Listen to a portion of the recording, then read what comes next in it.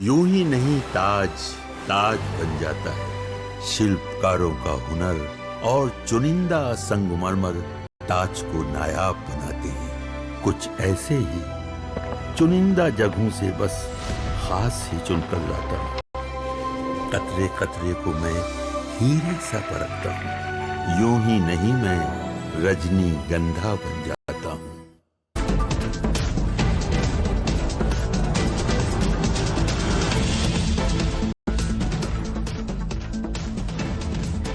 नमस्कार दर्शकों, मैं हूं नाविका कुमार और आप जुड़ रहे हैं मेरे साथ सवाल पब्लिक का शो पर। आज शारदीय नवरात्र का पहला दिन है और हिंदुस्तान की 140 करोड़ जनता के लिए खुशी दोगुनी हो गई है। मोदी सरकार का जीएसटी 2.0 आज से लागू हो गया है और नवरात्रि के पहले दिन देश की जनता बचत उत्सव मना रही है। प्रधानमंत्री मोदी ने कहा कि next generation GST reform Bharat की ग्रोथ को बढ़ाएंगे, कारोबार को आसान बनाएंगे, निवेश को आकर्षक बनाएंगे और हर राज्य को विकास की दौड़ में शामिल करेंगे। जीएसटी 2.0 लागू होते ही प्रधानमंत्री मोदी आज अरुणाचल प्रदेश और त्रिपुरा दौरे पर रहे। ईटानगर में 5,000 करोड़ के प्रोजेक्ट की शुरुआत भी की। इस दौरान व्यापारियों और उद्यमियों को बातचीत भी की प्रधानमंत्री ने। बाद में त्रिपुरा के त्रिपुर सुंदरी मंदिर में पूजा भी की। प्रधानमंत्री ने पूर्ण विकसित त्रिपुरा सुंदरी मंदिर को उद्घाटन भी किया। इससे पहले देश के नाम संबोधन में प्रधानमंत्री मोदी ने नागरिक देवो भव का मंत्र देश को पहले ही दे दिया। प्रधानमंत्री मोदी ने स्वदेशी और बचत को आत्मनिर्भर भारत से जोड़ा है। प्रधानमंत्री नरेंद्र मोदी का स्टैंड पहले दिन से साफ है और आज भी क्लियर है। चाहे वो इंटरनेशनल फोरम हो या नेशनल लेवल पर आम लोगों के बीच जाना हो, उनके हित के लिए फैसले लेने हों। जीएसटी में इतना बड़ा बदलाव कोई एक दिन का फैसला नहीं हो सकता। इसके लिए पूरी योजना बनाई गई होगी, तभी यह संभव भी हुआ है। सरकार के इस फैसले से आम लोगों को बड़ी राहत मिली है। दैनिक जरूरतों का सामान सस्ता हुआ है। आम जनता के ऊपर से महंगाई का बोझ भी कुछ कम होगा। जनता सरकार के फैसले से खुश है, लेकिन नरेंद्र मोदी के विरोधियों ने इस पर भी सवाल उठा दिए हैं। विरोधियों में एक तरफ क्रेडिट लेने की होड़ मची हुई है, तो दूसरी तरफ फैसलों को व्यापारियों के लिए मातम बनाया जा रहा है। विरोधी सरकार पर तंज कस रहे हैं। आत्मनिर्भर और स्वदेशी अभियान पर भी सवाल तो उठा रहे हैं, पर वो देश के सामने इससे बेहतर विकल्प रखने की बात नहीं करते। ऐसा लगता है कि उन्हें सिर्फ कोसना है, कोसना ही मकसद है। मोदी जी जो भी कर ले, उसे गलत कहना ही उनका मकसद है। ऐसे में पब्लिक पूछ रही है सवाल, मोदी की जीएसटी क्रांति और स्वदेशी अभियान से विरोधियों को इतनी चिढ़ क्यों? यही सवाल आज पब्लिक पूछ रही है।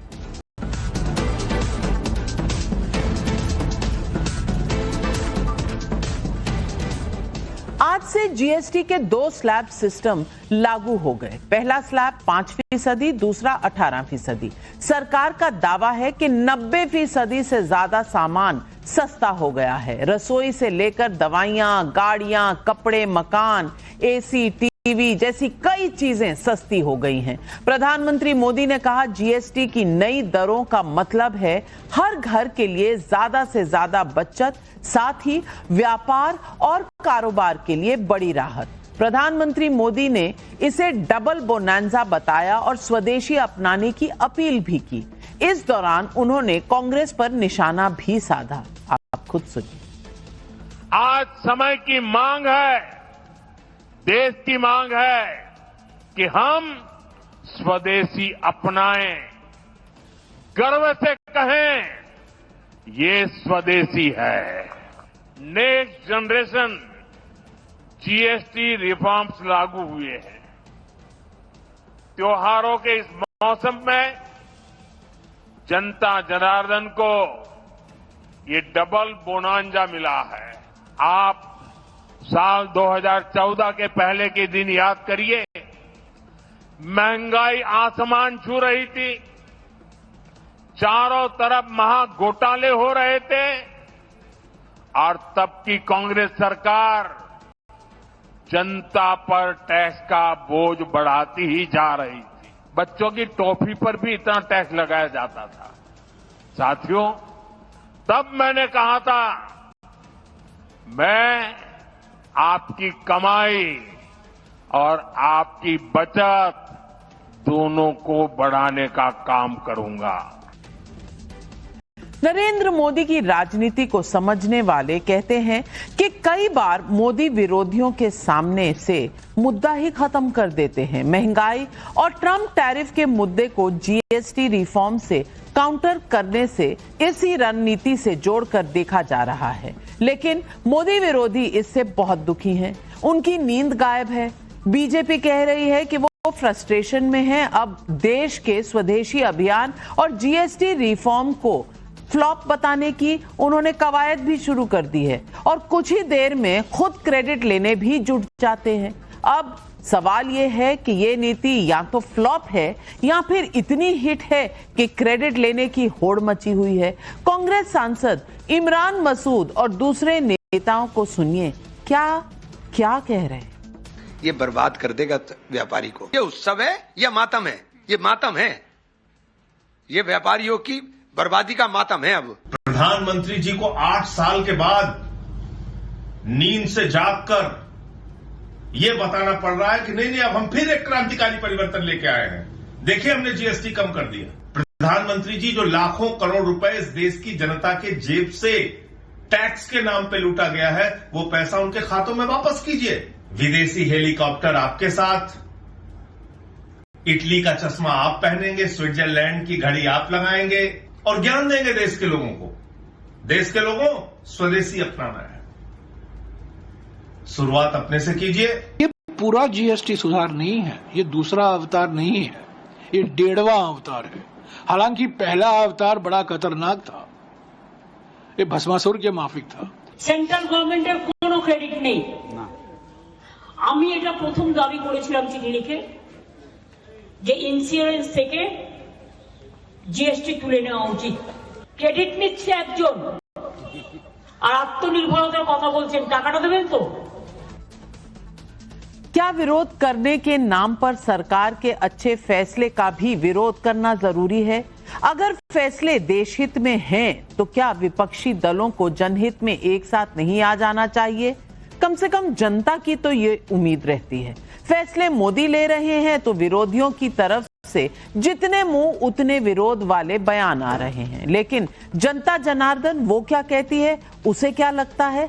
सवाल पब्लिक का में पब्लिक की बात जरूर सुने। जो भी बेसिक चीजें हमारे खाने का सामान हो चाहे राशन का सामान हो, सब सस्ता हो रहा है। सब में जीएसटी कम होने का मतलब यह है कि जो भी सामान मिलेगा हमें सस्ता मिलेगा। तो इंश्योरेंस लेना अब हम लोगों के लिए बहुत बड़ा आसान एक हो जाएगा। यूथ के अंदर स्टेशनरी आइटम सस्ती हुई है, बुक सस्ती हुई है, तो पढ़ने के लिए और लोगों को इंस्पायर होता है। 28 से 18 पे आए तो 10% बहुत बड़ा अमाउंट होता है। हर जगह एक काउंटर ऐसा स्थापित होना चाहिए या साफ तौर पर लिखे कि ये स्वदेशी वस्तु का काउंटर है। तो इससे उपभोक्ता कहीं ना कहीं स्वदेशी सामान की ओर अग्रसर होंगे। स्वदेशी अपनाना चाहिए। स्वदेशी कुछ मेडिसिन्स में जो अपन को रिक्वायर्ड होती है उसमें जीएसटी काफी कम हुआ तो रेट का फर्क पड़ा है। बहुत फर्क पड़ेगा। किचन में दही सस्ता हो जाएगा और खाएंगे, दूध सस्ता होगा, घी सस्ता होगा, तो और क्या चाहिए। दूध आपका पैकेट आ रहा है आधा किलो का 28 का, तो जीएसटी हटने में वो 25 तक तो हो ही जाएगा। हमें सस्ता मिलेगा तो हम सस्ता बेचेंगे। लोग बात सोचते हैं कि महिलाओं की किचन में ही फर्क पड़ा है, नहीं, सब चीजों पे उस चीज पे फर्क पड़ा है। अभी तक तो हमने देखा है कि दाम बढ़ने का ही ट्रेंड रहा है। ये पहली बार ऐसा हुआ है कि दाम घटने का नया trend. More than half budget, मतलब बचत होगा हमारा। पब्लिक अपनी बात कह भी रही है और पूछ भी रही है। सवाल पूछ रही है जो पब्लिक नंबर 1, मोदी विरोधियों के मुताबिक जीएसटी रिफॉर्म मातम जैसा, तो क्रेडिट लेने की इतनी होड़ क्यों मची है भाई? सवाल नंबर 2, भारत के सामने आई वैश्विक चुनौती को जीएसटी रिफॉर्म और स्वदेशी से कितना काउंटर किया जा सकता है? सवाल नंबर 3, जीएसटी और स्वदेशी अभियान सचमुच आम जनता के लिए बड़ा फैसला या इससे मोदी को चुनावी फायदा? ये सवाल आज पब्लिक पूछ रही है। और इन सवालों के जवाब देने के लिए आज हमारे साथ जुड़ रहे हैं, मेरे साथ स्टूडियो में बीजेपी के राष्ट्रीय प्रवक्ता प्रदीप भंडारी, सुहेल सेठ मार्केटिंग गुरु, सोमनाथ भारती जी आम आदमी पार्टी के नेता है, राजकुमार भाटी जी राष्ट्रीय प्रवक्ता है समाजवादी पार्टी के, बहुत दिनों के बाद आए हैं मेरे शो पर, तो आपका बहुत हार्दिक स्वागत है भाटी साहब। राजकुमार राजन जी प्रवक्ता हैं आरजेडी के, आपका भी बहुत स्वागत है। लेकिन मेरा पहला सवाल जाता है कांग्रेस के सपोर्टर तहसीन पूनावाला जी को। तहसीन पूनावाला जी, अब ये क्या बात हो गई? ये आपको मातम जैसा लगता है? ये इमरान मसूद क्या कह रहे हैं? कोई कह रहा है पहले लूट थी अब छूट हो गई, कोई कह रहा है ये बचत नहीं चपत है, कोई कह रहा है ये मातम है। कितने बैड लूजर है? अगर इतना ही बुरा है तो फिर क्रेडिट क्यों चाहिए? और ये 2.0 नहीं है, 1.5 है। चलिए 1 से 1.5 पर तो आए, इसके लिए ही स्वागत कर लीजिए इसका। इतने हमेशा बुरे मूड में क्यों रहते हैं कांग्रेस वाले? थैंक यू नाविका जी, आपके शो में शिरकत करने का मौका मिल रहा। सभी पैनलिस्ट को, दर्शकों को नवरात्रि की ढेर सारी शुभकामनाएं। आदरणीय प्रधानमंत्री जी ने कल जो स्टेटमेंट दिया, जीएसटी के जो रिफॉर्म्स हुए, वो एक आधा कदम है लेकिन उनका स्वागत है, वेलकम स्टेप है। लेकिन आज भी नाविका जी आपको मैं 2-3 चीजें बता दूं क्योंकि फैक्चुअली गलत चीजें हो रही है। अगर आदरणीय प्रधानमंत्री इसका पूरा श्रेय जैसे आपके शो में दिखाया जा रहा आदरणीय प्रधानमंत्री को जाता है, तो फिर आदरणीय प्रधानमंत्री पेट्रोल क्यों नहीं लाते, इलेक्ट्रिसिटी क्यों नहीं लाते? वहां पर बीजेपी के प्रवक्ता कहते जीएसटी काउंसिल है, लेकिन अनाउंसमेंट करने को प्रधानमंत्री जी अकेले आते थे। दूसरी चीज बार बार, और आदरणीय प्रधानमंत्री ने कहा 2 जीएसटी रेट हुआ, ये बात सही नहीं है। आज भी जीएसटी के 0%, 5%, 18%, 40%, जो मैं कहता हूं 40% is absolutely uncalled for. 5 rate और गोल्ड और सिल्वर का अलग रेट है आज भी, और आज भी जीएसटी कॉम्प्लिकेटेड है। मैं उसके अंदर और जा सकता हूं, लेकिन तीसरी चीज मैं कहना चाहता हूं, 2011 में टाइम्स ऑफ इंडिया को इंटरव्यू देते हुए एक महान व्यक्ति ने कहा था, उसने कहा था कि जीएसटी देश के लिए गलत है। उस महान व्यक्ति का नाम है आदरणीय मुख्यमंत्री गुजरात के आदरणीय नरेंद्र मोदी जी। 2013 में सौरभ पटेल जी को भी, जो वहां के फाइनेंस मिनिस्टर थे, टाइम्स ऑफ इंडिया को कहते हुए कहा था जीएसटी कभी भी भारत में सक्सेसफुल हो नहीं सकता। और ये बात आदरणीय प्रधानमंत्री जी प्रधानमंत्री बनने के बाद भी उन्होंने इस बात को स्वीकार की, प्रणब मुखर्जी के साथ जो बात की। खैर, अब मैं आता हूं नेक्स्ट चीज के अंदर। तो ये रिफॉर्म्स था, उसको उन्होंने अपोज किया था। अब मैं आता हूं नेक्स्ट पॉइंट पर। अधिकतर जो बिजनेसमैन है वो जीएसटी को इन्फ्लेशनरी मेजर नहीं देखते। आपका प्रमाण गलत है, मैं आपका एक प्रमाण देकर को खत्म करता हूं। 2022 के अंदर आदरणीय फाइनेंस मिनिस्टर निर्मला सीतारमन जी बात करते हुए उन्होंने कहा कि जीएसटी के रिफॉर्म्स एक अलग विषय और इन्फ्लेशनरी मेजर्स के लिए अलग विषय, दोनों को मिक्स नहीं करना चाहिए। ऑफ कोर्स जीएसटी का कुछ शॉर्ट टर्म इन्फ्लेशनरी फायदा होगा, ऑफ कोर्स, पर जीएसटी से इन्फ्लेशन ही कम होगा, ये मुझे लगता है ये गलत इकोनॉमिक्स है। उसका एक लॉन्ग टर्म और मैक्रो इकोनॉमिक्स में फर्क पड़ सकता है, बट ये इन्फ्लेशनरी मेजर नहीं है। आप भी जानते नाविका जी, हम भी जानते हैं, इसको सिंप्लीफाई करना बहुत गलत है। तहसीन पूनावाला जी, आप इतने ज्ञानी और कांग्रेस के लोग अगर मिला ले तो इतना ज्ञान है कि सूरज की रोशनी कम पड़ जाए। लेकिन मैं पूछना चाहती हूं, आप 10 साल सरकार में रहे, 2004 से 14 तक जीएसटी ले आते, आपका आइडिया था, ले आते, नहीं ला पाए ना। जब नहीं ला पाए, 1 मिनट, अब मैं बोल रही हूँ, मोदी जी ने अपोज किया। नहीं, मोदी जी ने अपोज किया और आप डर गए। आप तो हमेशा अपोज करते हैं हर चीज को जो मोदी जी करते हैं, लेकिन वो फिर भी अपना काम करके निकल जाते हैं। आप क्रेडिट की होड़ लगाते हैं। अब प्रदीप भंडारी जी, मोदी जी ने तब अपोज किया था तो ये डर गए, 2011 में फिर टेबल क्यों किया था? 2011 में टेबल किया, उसके बाद लागू नहीं कर पाए। और उसके बाद मैं ये भी पूछना चाहती हूं कि ये शायद प्रदीप भंडारी जी आप बता दीजिए कि क्या पहले 17 रेट्स होते थे और 13 सेसेस होते थे कि नहीं होते थे इनडायरेक्ट टैक्सेस के? कहीं पर ऑक्ट्रॉय, कहीं पर लोकल टैक्स, कहीं पर स्टेट टैक्स, कहीं पर कुछ, कोई सेस, कहीं पर कोई सेस। अब इनको इससे भी दिक्कत है। नविका जी, आपको और आपके दर्शकों को और सभी को नवरात्रि की बहुत बहुत शुभकामनाएं। मां शैलपुत्री आप सभी के जीवन में समृद्धि लेके आए। पहली बात तो तहसीन पूनावाला ने झूठ बोला, मैं वीडियो नहीं चलाऊंगा, पर ये रहा नरेंद्र मोदी जी जब गुजरात के मुख्यमंत्री थे, उनका पूरा वीडियो, उन्होंने कहा था जब तक आप एक आईटी नेटवर्क पूरे देश में नहीं ला सकते तब तक जीएसटी इंप्लीमेंट नहीं हो सकता। कांग्रेस पार्टी जीएसटी नेटवर्क नहीं लेके आई। जब कांग्रेस पार्टी सरकार में थी, मिडिल क्लास को 30% टैक्स देना पड़ता था, सभी टैक्सों को मिला के अब 0% देना पड़ता है। नविका जी, दिक्कत क्या है कि राहुल गांधी बहुत अमीर आदमी है और उनको मिडिल क्लास की जरूरतें नहीं समझ में आती। तहसीन पूनेवाला भी एक अमीर आदमी, इसलिए उनको नहीं समझ में आ रहा हो क्या रहा है। मैं समझाना चाहता हूं, मक्खन के दाम में 20% की बचत होने वाली है, 25% चीज के दाम कम होने वाले हैं, घी में आपको 30% कम होगा, टोमेटो मिल्क अगर आप टोमेटो सॉस अगर आप लेंगे उसमें 3 रुपए की बचत होगी, मिल्क शेक में 2 रुपए की बचत होगी, अगर 2 व्हीलर आप लेंगे उसमें 15,000 की बचत होगी, 4 व्हीलर में 50,000 की बचत होगी, एयर कंडीशनर में 45,000 की बचत होगी। अगर तहसीन पूनेवाला अपनी वाइफ के साथ में कोई रेस्टोरेंट में जाते हैं और फ्रेंच फ्राइज भी ऑर्डर करते हैं तो 15 रुपए की बचत होगी। साथ में अगर ग्रोसरी के अंदर 500 से लेकर 1,500 रुपए तक की बचत होने वाली है, और अगर किसी का कोई बच्चा है तो उसके स्कूल की किट में 700 रुपए की बचत होने वाली है। तो ओवरऑल मिडिल क्लास को बचत होने वाली है, पर तहसीन पूनेवाला नहीं समझ रहे क्योंकि वो एक्सट्रीमली अमीर आदमी है, तो इसीलिए उसको उनकी बात की समझ में नहीं आ रही। पर बड़ी बात क्या नाविका जी, मैं भी सुबह से ग्राउंड पे घूम रहा हूं, मुझे एक ट्रेडर, एक कॉमन मैन, एक मिडिल क्लास व्यक्ति नहीं मिला जो ये इस बात को स्वीकार नहीं कर रहा है। परंतु कांग्रेस पार्टी को हमेशा जलन और दुख इस बात की क्यों होती जब भी देश में कुछ अच्छा होता है? राजकुमार भाटी जी, मैं आपसे सवाल पूछना चाहती हूँ। ये कुछ लोगों का आर्ग्यूमेंट है कि 8 साल से जनता को लूटा जा रहा है, 8 साल से जनता को लूटा जा रहा है, तो कब करेंगे मोदी जी वापस पैसे?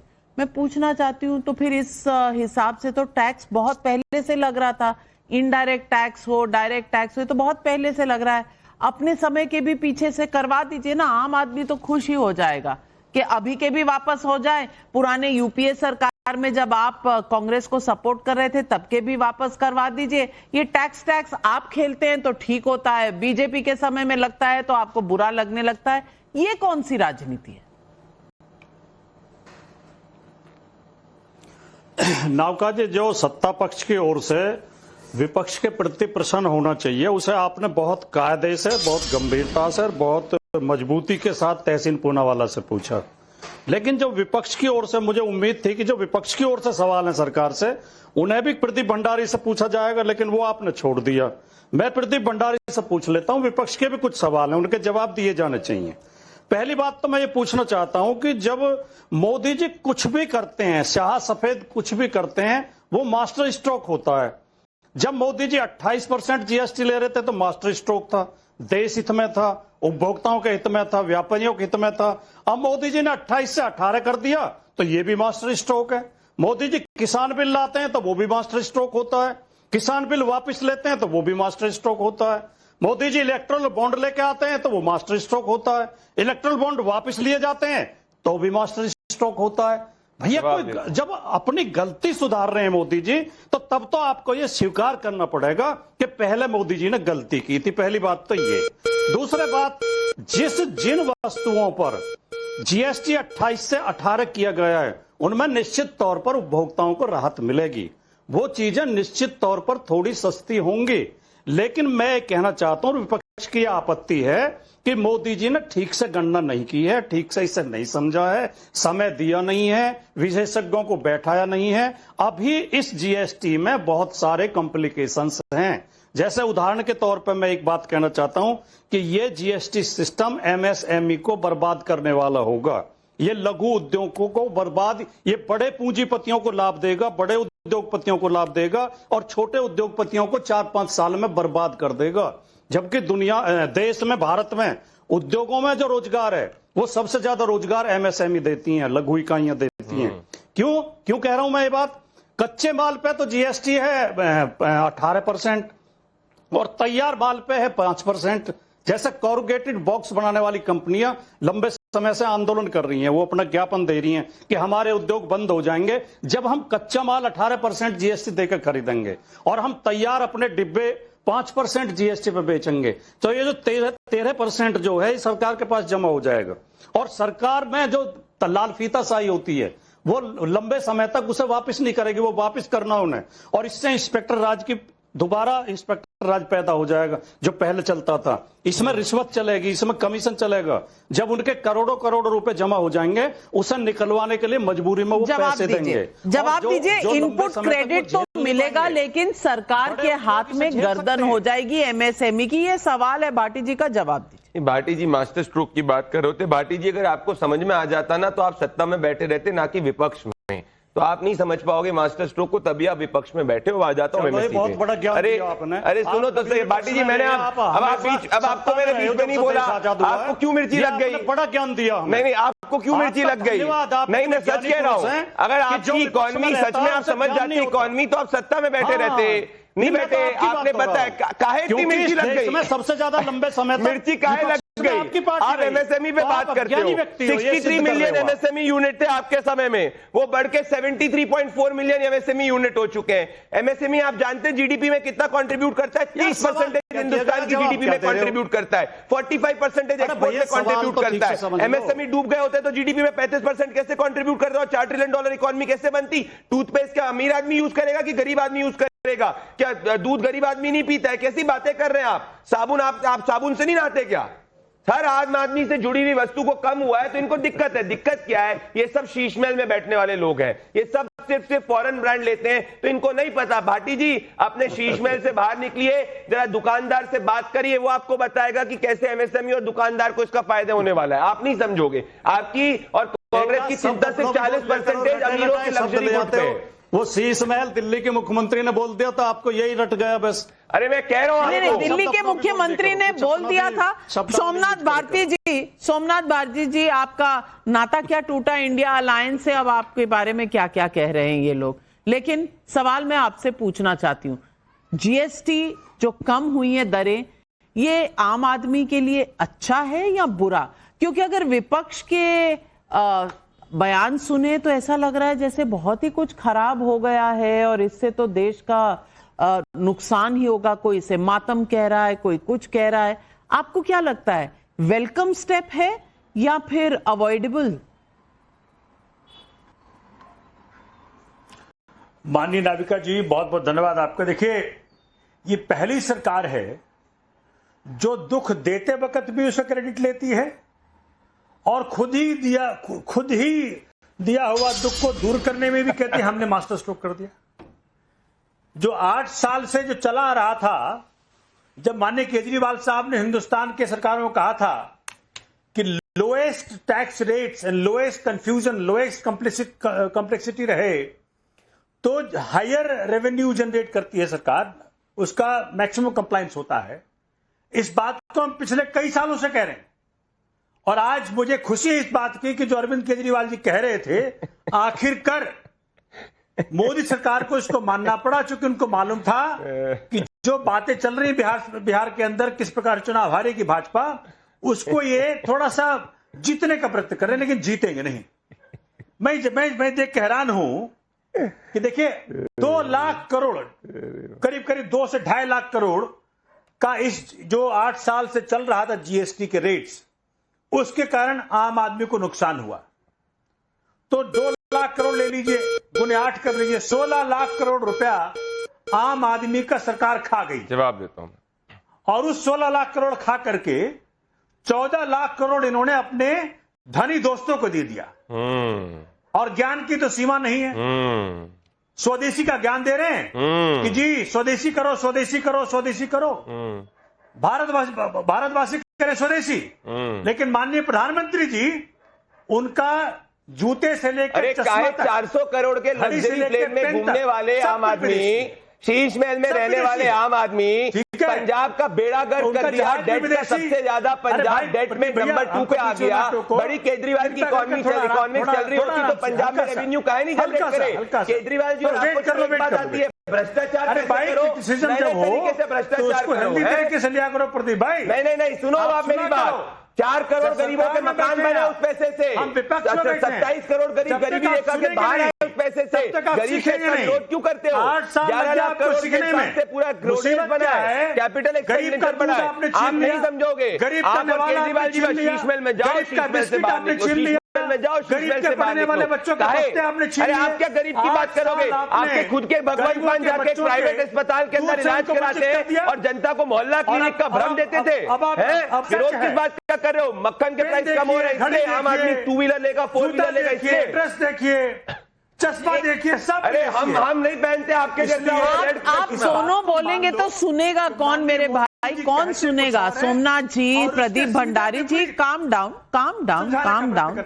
आई want to get in Suhel Seth. Suhel सेठ साहब, अब ये इतनी लड़ाई का मुद्दा हो गया है कि भारत पाकिस्तान की लड़ाई क्या होगी जो यहां पर हो रही है जीएसटी के मुद्दे पर।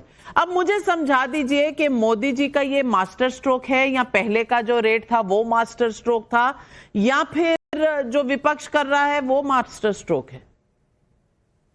देखिए, master stroke, non master stroke, ये सब मैं इसमें नहीं जाना मांगता, पर यहाँ पे सोमनाथ भारती एक इंटेलिजेंट आदमी है। Arvind Kejriwal is not half as intelligent as Somnath is. अगर सोमनाथ आम आदमी पार्टी चलाता तो ये पार्टी चल भी जाती। तहसीन पूनावाला बेचारा कांग्रेस को हर वक्त डिफेंड करता है, पर डर गए हैं सोमनाथ भारती जी, डर गए। नहीं, Somnath is a bright fellow. I have always said Somnath is a bright fellow. यहाँ दो चीजें हैं। नहीं, 1 मिनट, दो चीजें। आपको केजरीवाल ऑलवेज प्रमोट करेगा, वो डरता है आपसे। मैंने तो आपको प्रेस किया है, मेरे को ये थोड़ी कि आपको प्रेस करना है, केजरीवाल को कर रहे हैं, बलवंत मान को कर रहे हैं। मैंने इस सबका ठेका थोड़ी ले रखा है, मैं आपको जानता हूं। I know you are a bright man. दो चीजें हो रही हैं यहाँ, और भट्टी साहब ने सही बोला। हर गवर्नमेंट में आप जानते हैं भट्टी साहब, एक फ्रेज होता था भारत में, रोल बैक। रोल बैक क्या होता था? वो जब गवर्नमेंट कभी गलती करती है, और हर सरकार गलती करती है, वो रोल बैक होना चाहिए। अगर सरकार रोल बैक नहीं करेगी, फिर आप बोलेंगे ये लोग एरोगेंट आदमी है, ये बात नहीं सुनते, ये एकदम बदमाश हैं। रोल बैक करो तब फिर प्रॉब्लम। मेरे दो मुद्दे हैं। नंबर 1, आज एक बहुत ही प्रिकेरियस स्थिति बनी है हमारे देश के लिए, और वो ये है कि जो ट्रंप ने किया है टैरिफ्स के साथ, दो चीजें इंपैक्ट होंगी। एक तो एम्प्लॉयमेंट, और एक सर्विसेज की जो एक्सपोर्ट कैपेबिलिटी है हमारे जो भी सेक्टर्स की है। उसके अलावा अगर आपको इन्फ्लेशनरी प्रेशर्स कम करने हैं, आपको कंज्यूमर प्राइसिंग नीचे लानी पड़ेगी। तो जो जीएसटी का जो इंपैक्ट है, वो impact is to reduce inflationary pressure from an economics point of view. देखिए, मेरे को तो कोई पॉलिटिकल पार्टी अच्छी नहीं लगती, क्योंकि मेरे को ना राज्यसभा जाना है ना कहीं, मैं तो सिर्फ टाइम नाउ स्टूडियो में आके खुश हूं। तो अगर आप इकोनॉमिक्स के दायरे से देखिए, तो जो नरेंद्र मोदी ने किया है वो सही है। पहले कर सकते थे, हाँ, अरे भाई, इन हाइंडसाइट तो सभी गधा भी घोड़ा बन जाता है, तो हाइंडसाइट में मत जाइए। नंबर 1। नंबर 2, भट्टी साहब ने एक बहुत ही इंपॉर्टेंट मुद्दा उठाया है, वो है एमएसएमई का। अब एमएसएमई, जो मैं बहुत बढ़िया और अच्छी तरह जानता हूं, क्योंकि जो सेक्टर्स को मैं एडवाइस करता हूं, स्पेशली स्टील, उसमें एमएसएमई का बहुत बड़ा योगदान है, और ऑटोमोबाइल्स का बहुत बड़ा योगदान, कंज्यूमर प्रोडक्ट्स में बहुत बड़ा योगदान। भट्टी साहब, एक बात है, जब कंज्यूमर प्राइसिंग नीचे आएगी तो consumer spending is non inflationary. It's a pure economics logic, उसमें कोई पॉलिटिकल मैं स्ट्रैटेजी नहीं दे रहा। Number 2, the point of pain, जो दर्द कंज्यूमर्स को महसूस होती थी, वो दर्द कम होगी। क्या वो दर्द एलिमिनेट होगी? नहीं, पर वो कम होगी। मैं एक ही बात कहूंगा, तहसीन, तुम तो राहुल गांधी के बहुत अजीज दोस्त हो, तुम तो रोज उनके साथ नाश्ता करते हो। राहुल गांधी को बोल दो कि हर प्रॉब्लम के लिए, हर सोल्यूशन के लिए प्रॉब्लम नहीं ढूंढे। मेरी ओल्ड ग्रैंडमदर बोलती थी कि हर चीज में अगर रुकावटें ही डालनी है तो फिर आप पत्थर बन जाओ ना, इंसान क्यों हो? फिर पत्थर गिरता है, रुकावट पैदा करता है। तो मेरा ये कहने का मतलब है, कभी कभी इस देश में जो अच्छा हो रहा है, थोड़ा हंस लो, थोड़ा प्यार से, हाँ, स्नेह से। उस पे कोई जीएसटी नहीं है, हंसने पर कोई जीएसटी नहीं है, खुश होने पर कोई जीएसटी नहीं है, लेकिन विपक्षी पार्टियों में कोई हंसने से, खुश होने से इतना डरता क्यों है, मैं नहीं समझ पाती। पब्लिक सवाल पूछ रही है। राहुल कुमार का भोपाल से सवाल है, मोदी सरकार के फैसले पर सवाल उठाने वाली कांग्रेस बताए कि अब जब उनकी सरकार थी तब कितना टैक्स वसूला गया। अमित सक्सेना का कानपुर यूपी से सवाल है, क्या सत्ता न मिलने की हताशा और नरेंद्र मोदी की देशहित में बड़े फैसले ही मोदी विरोधियों को चुभ रहे हैं? और ये सवाल मैं आरजेडी के प्रवक्ता राजकुमार राजन जी से पूछना चाहती हूँ। आपको सबसे बड़ी टेंशन किस बात की है? चुनाव आ रहे हैं, कहीं मैदान ना लुट जाए? नाविका जी, देखिए, आपका बहुत बहुत धन्यवाद कि आपने अंतिम समय में मुझे मौका दिया बोलने का। भगवान आपको दीर्घायु दे, अंतिम समय दीर्घायु। देखिए अंतिम समय मतलब आपने चारों वक्ता को पहले मौका दिया। ये अच्छा रहता है कि आप जो विश्लेषक है उसको बाद में मौका देते, पहले मुझे मौका देते बोलने का। इनको लेकिन से कांग्रेस आप विपक्षियों को इसी तरह से करती हैं, इसके लिए भी धन्यवाद आपका। मैं देखिए आपके यहाँ पे अलायंस की डिसयूनिटी, तहसीन पुणेवाला कांग्रेस पार्टी के उन्होंने पहले बोला तो आरजेडी को कितनी चिढ़ है। चलिए अब आप बोलने दीजिए, राजन जी को बोलने। नाविका जी बड़े हैरानी की बात है और देश भी हैरान है कि जीएसटी बचत उत्सव मनाया जा रहा है भाजपा की तरफ से। ऐसा लगता है कि जैसे राहुल गांधी प्रधानमंत्री थे या विपक्ष के कोई लीडर प्रधानमंत्री थे और अपने समय में वो जीएसटी लाए थे और इनकी सरकार बनी और जीएसटी पर वापसी की गई, जीएसटी में सुधार किया गया और उसके बाद ये उत्सव मना रहे हैं। अरे जीएसटी आपने लाया और जीएसटी इतना दर्दनाक था, आर्थिक रूप से शोषण का एक केंद्र बन चुका था, सामाजिक असमानताओं का एक मापदंड बन चुका था, गरीबी अमीरी के फर्क को फासला को बढ़ा रहा था, गरीब और गरीब होते जा रहे थे और विपक्ष लगातार उस पर प्रश्न खड़े कर रहे थे। उन शोषण की प्रक्रियाओं का जो हिस्सेदार सरकार बन रही थी उन पर आरोप लग रहा था और बिहार चुनाव ठीक नजदीक आया तो आपने जीएसटी में सुधार की गुंजाइश बनाई। बस दर्द निकल गया, बिहार चुनाव से पहले क्यों किया। और ये बताऊं, जो पहले से चल रहा था उसमें जीएसटी काउंसिल में आपके कांग्रेस के दोस्त भी बैठे हुए थे, उसमें आम आदमी पार्टी वाले दोस्त भी बैठे हुए थे, उसमें तृणमूल कांग्रेस भी बैठी हुई थी। उनसे कभी कुछ काहे नहीं कहे? आप तो है नहीं जीएसटी काउंसिल में क्योंकि आपकी तो सरकार है नहीं, पर आपके दोस्त जिनको आप बोलने नहीं देना चाहते वो लोग तो थे, उनको कह देते कि ना करो ऐसा। तुम लोग जनता पर इतना बोझ क्यों डाल रहे हो? कौन सी नाविका जी, जीएसटी काउंसिल में बहुमत तो बीजेपी की थी, पहले भी ला सकती थी। प्रदीप भंडारी, देखिए मैं इनकी पीड़ा समझ सकता हूँ, पहले क्यों लाया गया? मैं इनकी पीड़ा नहीं है तो उसके लिए तो चुनाव जीतने पड़ेंगे ना। अगर बहुमत लानी है तो चुनाव जीतने पड़ेंगे, उसमें कोई किसी की मदद नहीं कर सकता। आरजेडी के मित्र की मैं पीड़ा समझ सकता हूं, पर मैं इनसे आर्थिक ज्ञान नहीं लूंगा क्योंकि जब इनकी सरकारें थी तो पटना के 30% बिजनेसमैन पटना छोड़ के भाग गए थे क्योंकि लालू जी हर शोरूम को लालू जी के गुंडे जो है वो लूटा करते थे। इनके सब जानते हैं, तो इनसे मैं आर्थिक ज्ञान नहीं लूंगा। पर नविका जी ये बड़ी बड़ी बात कर रहे हैं। जब कांग्रेस शासन में थी, excise duty, service tax, custom duty, sales tax, octroi, entry tax, central sales tax, luxury tax, entertainment tax, purchase tax, advertisement tax, ये कुछ टैक्स है जो इंडायरेक्ट टैक्स के नाम पे वो लेते थे और 90% तक जो है इनकम टैक्स इंदिरा गांधी के समय हुआ करता था। अरे काहे इतना घबरा रहे हो लालटेन वालों? अरे लालटेन लेके काहे? आपकी देखो, आपकी अच्छी बात एक है, आप एक चीज में एक्सपर्ट हो और मैं एक चीज में आपसे नहीं जीत सकता कि आप लालटेन लो और लालटेन लेके घूमो, इसके अलावा आपको कुछ नहीं आता है।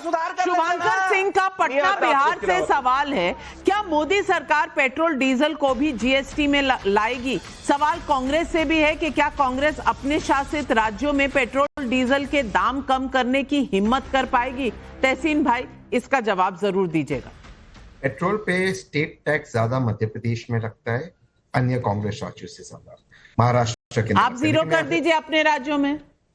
नाविका जी, अगर हर स्टेटमेंट के बीच में आप इंटरप्ट करेंगे तो फिर मेरा कोई जरूरत नहीं, वरना आप मुझे प्लीज एक दो चीज बतानी दीजिए। जिस व्यक्ति ने, यानी मैंने, कोविड के समय जीएसटी भरा ऑक्सीजन और कफन के पर, इस पे जीएसटी मैंने अपनी जेब से भरा है। उस वक्त वर्तमान सरकार के फाइनेंस मिनिस्टर इंटरव्यू में कहते इन्फ्लेशनरी प्रेशर्स का जीएसटी से कोई लेना देना नहीं। आज वही चीज कह रहे कि जो सवाल पूछा आप उसका जवाब क्यों नहीं देते? क्योंकि जनता का सवाल है तहसीन भाई। क्योंकि स्टेट रेवेन्यूज के लिए अब तक मैकेनिज्म वर्कआउट नहीं हुआ है इन न्यू रेवेन्यूज के साथ। अगर मैं आगे की बात कर दूं तो वर्कआउट नहीं हुआ है। क्रेडिट लेने के लिए भाजपा आ गई, लेकिन स्टेट मैकेनिज्म के कैसे तरह से डिवाइड होगा वो अब तक नहीं हुआ है। लेकिन भाजपा ने एक्साइज कम की तो स्टेट वैट क्यों नहीं कम कर सकता? जनता पूछ रही है। नाविका जी, स्टेट वैट अगर मध्य प्रदेश क्यों कम नहीं करता, महाराष्ट्र क्यों कम नहीं करता? क्योंकि स्टेट्स के लिमिटेड रेवेन्यूज है और अगर इनके पास वो ताकत है तो वोट के माध्यम से ले आए पेट्रोल डीजल को जीएसटी के अंदर। नाविका जी, मुझे सोहेल सेठ, ये टोपी ट्रांसफर नहीं है। जब सरकार एक्साइज ड्यूटी कम करके बाकी बीजेपी रूल स्टेट में वैट कम कराती है तो ये कहते हैं कि ये अनड्यू एडवांटेज ले रहे हैं, अपने स्टेट्स में ये कम करेंगे नहीं और दुहाई देंगे जनता की। ये कैसे, दोनों कैसे चल सकता है साथ साथ? देखिए, यही तो प्रॉब्लम है। प्रॉब्लम नाविका एक बहुत ही सरल प्रॉब्लम है। उनको अब ये तय हो गया कि भाई जो भी नरेंद्र मोदी करे हमें उसको अपोज करना है। अगर नरेंद्र मोदी एक दिन बोल दें कि मैं 3 बार नहाऊंगा, वो लोग उसका भी अपोज करेंगे। ये ऑपोजिशन का मानसिक स्तर हो गया है और तहसीन जानता है। तहसीन भी बेचारा फंसा हुआ है क्योंकि अच्छा इंसान है, ब्राइट आदमी है, पर कांग्रेस में है और कांग्रेस में भी नहीं है वो। एटलीस्ट तहसीन संजय झा से थोड़ा बेटर है, वो बेचारा सस्पेंडेड है, ये तो एटलीस्ट स्तर है। मेरा कहने का मतलब है कि आज जो स्थिति है देश की from an economic point of view, उसके लिए आपको थोड़ा रिस्पॉन्सिबल बिहेवियर करना चाहिए। ये इररिस्पॉन्सिबल बातें, लोगों को गुमराह करने की, ये आप बंद करिए। क्योंकि अब लोग भी समझ गए हैं कि भाई आपको हर चीज में कोई ना कोई खोट लगता है। अगर आदमी अच्छा भी करे आप उसमें भी बुराइयां देखोगे। क्यों? और इससे आप इलेक्शंस नहीं जीतोगे, क्योंकि लोग ये कहेंगे कि भाई जिसमें भी भारत की भलाई है उसमें इनकी टांग इन्होंने अड़ानी है। तो मेरा कहने का मतलब मेरे भाई तहसीन है, या तो तुम पार्टी बदलो या पार्टी की सोच बदलो। पार्टी की सोच तो बदल नहीं सकते, तो फिर पार्टी बदलो। जी, एक ही लाइन। साहब को ज्वाइन कर लो। रोहन सावंत का पुणे से सवाल है। विपक्ष मोदी सरकार पर वोट चोरी का आरोप लगा रहा था।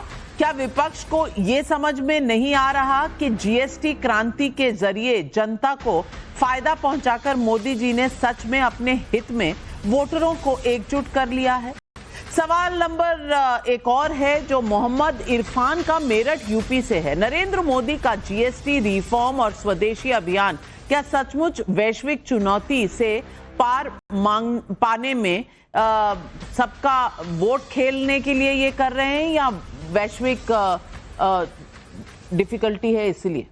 नाविका जी, ये पिछले 1.5 साल से प्रोसेस चल रहा था और प्रधानमंत्री नरेंद्र मोदी जी कुछ भी एडहॉक नहीं करते हैं। हमने डायरेक्ट इनकम टैक्स में 12 लाख तक की छूट दी, हमने मैन्युफैक्चरिंग यूनिट्स पे 15% तक हम लोगों ने टैक्स को कम करा और अब जाके हम जीएसटी के अंदर जो हम पहले लेके आए उसके अंदर हमने फीडबैक लिया, 50 से ज्यादा मीटिंग्स करी, ग्राउंड से फीडबैक लिया और अब जाके हमने 99% आम आदमी से जुड़ी वस्तु को 0 या 5% ब्रैकेट पे लेके आए।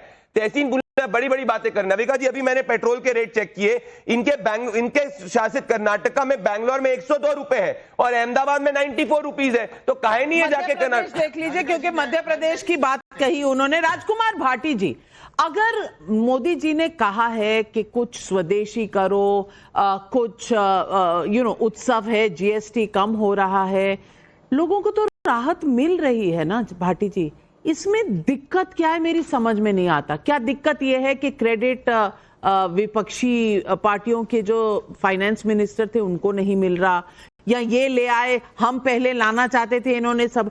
दिक्कत है क्या? कम से कम जनता को इतना तो बता दीजिए।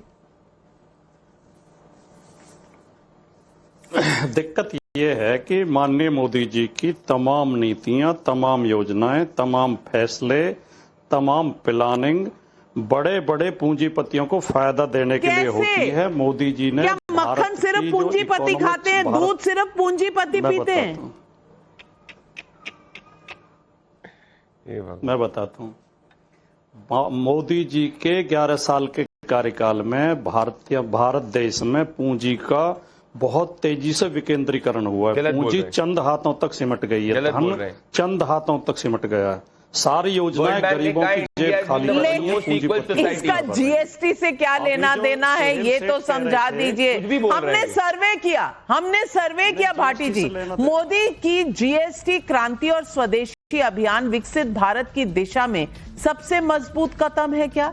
20,000 लोगों ने रिस्पॉन्ड किया। हाँ कहने वाले